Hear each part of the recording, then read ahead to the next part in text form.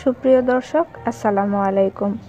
আমার নতুন আরেকটি রেসিপিতে সবাইকে স্বাগতম। আজকে তৈরি করে দেখাবো আমলা ক্যান্ডি। আমলকি শুধু এই সিজনেই পাওয়া যায়, তাই যারা চাচ্ছেন যে সারা বছর আমলকিটাকে সংরক্ষণ করে রাখবেন, তাদের জন্য আমার আজকের এই রেসিপিটি। তো চলুন রেসিপিটি শুরু করি। এখানে আমি আমলকি নিয়েছি প্রায় 400 গ্রাম, আর আমলকিগুলোকে খুব ভালোভাবে ধুয়ে নিয়েছি। এখন একটা প্যানে পর্যাপ্ত পরিমাণে পানি দিয়ে সবগুলো আমলকি দিয়ে দেব, আর চুলার আঁচ হাই টু মিডিয়ামের মাঝামাঝি রেখে এটাকে ঢাকনা দিয়ে সিদ্ধ করে নেব।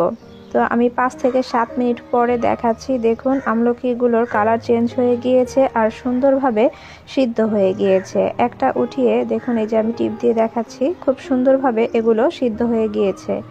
এখন আমি এই আমলকিগুলোকে একটা ছাঁকনি দিয়ে পানি থেকে উঠিয়ে নেব, আর আরেকটা ছাঁকনির উপরে রেখে দিচ্ছি এক্সট্রা পানি যেগুলো আছে সেগুলো ঝরে যাওয়ার জন্য। আর এই পানিটাকেও আপনারা অন্যান্য কাজে ব্যবহার করতে পারেন। এখানে আমি আমলকিগুলোকে ঠান্ডা করে নিয়েছি।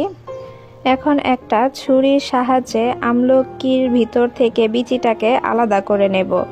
আপনারা চাইলে এটাকে হাত দিয়েও করে নিতে পারেন, কারণ খুব সুন্দরভাবে এটা সিদ্ধ হয়ে গিয়েছে। হাত দিয়ে করলেও এটা ছাড়ানো হয়ে যাবে।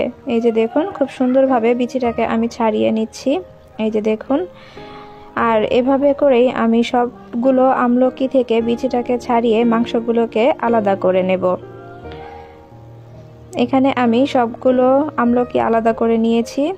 এখন একটা ব্লেন্ডারে জার নিয়ে এই আমলকিগুলোকে আমি ব্লেন্ডার করে নেব। তবে খেয়াল রাখবেন, এতে কোনো প্রকার পানি দেয়া যাবে না। তারপরও যদি আপনাদের মনে হয় যে আমলকিগুলোকে ব্লেন্ডার করার সময় 1-2 চামচ পানি দেয়া লাগতে পারে, তবে ওই সিদ্ধ করার পরে যে পানিটা বেঁচে গিয়েছে ওই পানিটা আপনারা দিয়ে নিতে পারেন। আর এই যে দেখুন, আমি ব্লেন্ডার করে নিয়েছি। এখন একটা প্যান বসায় দিয়ে এই আমলকিগুলোকে এই প্যানে দিয়ে দেব। আর আমলকিগুলো খুব সুন্দরভাবে ব্লেন্ডার হয়ে গিয়েছে। যদি মাঝে মাঝে একটু দানা ভাব থেকেও থাকে তাতেও অসুবিধা নাই, এতে খেতেও খুব ভালো লাগবে। আমি এটাকে 2 মিনিটের মতো ভেজে নিয়েছি, যাতে এক্সট্রা যে পানিটা আছে সেটা শুকিয়ে যায়। আর এ পর্যায়ে আমি এখন দিয়ে দেব গুড়। আমি আমলকি নিয়েছি 400 গ্রাম, তাই গুড়টাকেও নিয়েছি 400 গ্রাম দিয়ে এখন এটাকে আবার মেল্ট করে দেব। তবে কোনো প্রকার পানি দেয়া যাবে না। চুলার আঁচ একদম লোতে রেখে এই গুড়গুলোকে মেল্ট করে দিতে হবে। দেখুন কি সুন্দরভাবে এটা মেল্ট হয়ে যাচ্ছে। তো আমি আরও কিছুক্ষণ এটাকে জাল করে নিয়েছি। জাল করার পরে দেখুন এরকম হয়েছে, আর আমি জাল করেছি প্রায় 20 মিনিটের মতো। এখন আমি এর মধ্যে আরও সব উপকরণগুলো দিয়ে দেব, যা আমাদের শরীরের জন্য খুবই উপকারী। এখানে আমি 1 চামচ জিরার গুঁড়া নিয়েছি, জিরাটাকে ভেজে তারপর গুঁড়ো করে নিয়েছি। আর দিয়ে দিচ্ছি 1/4 চামচ লবঙ্গর গুঁড়া, লবঙ্গটাকেও ভেজে তারপর গুঁড়ো করে নিয়েছি। আর 1/4 চামচ গোলমরিচের গুঁড়া, আর সাথে দিয়ে দেব 1/2 চামচ বিট লবণ আর 1/2 চামচ সাদা লবণ।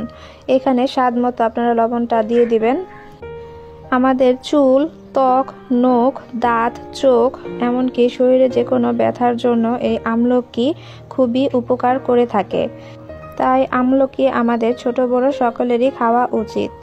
আর এভাবে করে একবার বানিয়ে সারা বছর সংরক্ষণ করা যায়। আর এই পর্যায়ে আমি দিয়ে দিলাম 1 চামচ লেবুর রস। আপনারা এখানে চাইলে আমচুর পাউডারটাও দিতে পারেন। তো আমি দিয়ে প্রায় আরও 5 থেকে 7 মিনিট জাল করে নিয়েছি। যখন দেখব এই আমলকির পেস্টটা প্যান ছেড়ে দিচ্ছে, এ পর্যায়ে চুলা অফ করে দিয়ে আমি এটাকে নামিয়ে নেব। এখন এটাকে আমি নামিয়ে তারপর ঠান্ডা করে নিচ্ছি। তো প্রায় 4 ঘন্টা পরে ফিরে এসেছি। 4 ঘন্টা পরে দেখুন এই যে এরকম হয়েছে।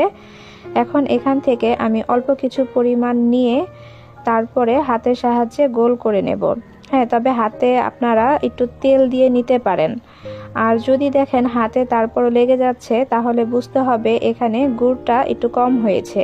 তখন আবার আপনাকে গুড় দিয়ে এটাকে জাল করে নিতে হবে। তো আমি এরকমভাবে বল তৈরি করে এখানে পাউডার সুগার দিয়ে কোট করে নিচ্ছি। আপনারা চাইলে এটা নাও করতে পারেন, যাতে হাতে লেগে না যায় কিংবা একটার সাথে আরেকটা লেগে না যায়, তার জন্য আমি এটাকে কোট করে নিচ্ছি। আর যাদের চিনি খাওয়া বারণ আছে তারা চিনিটা অ্যাভয়েড করতে পারেন। আর এভাবেই তৈরি করে নেব সবগুলো আমলকির ক্যান্ডি, মানে আমলা ক্যান্ডি। এখানে আপনারা যে কোনো শেপ দিয়ে নিতে পারেন, তো আমার কাছে এটাই সহজ মনে হয়েছে, তাই আমি এখানে গোল করেই নিচ্ছি। তো সবগুলো তৈরি করার পর আবার ফিরে আসছি আপনাদের মাঝে।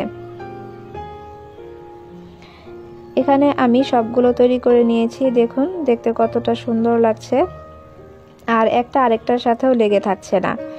আর তৈরি হয়ে গেল আমার আমলা ক্যান্ডি।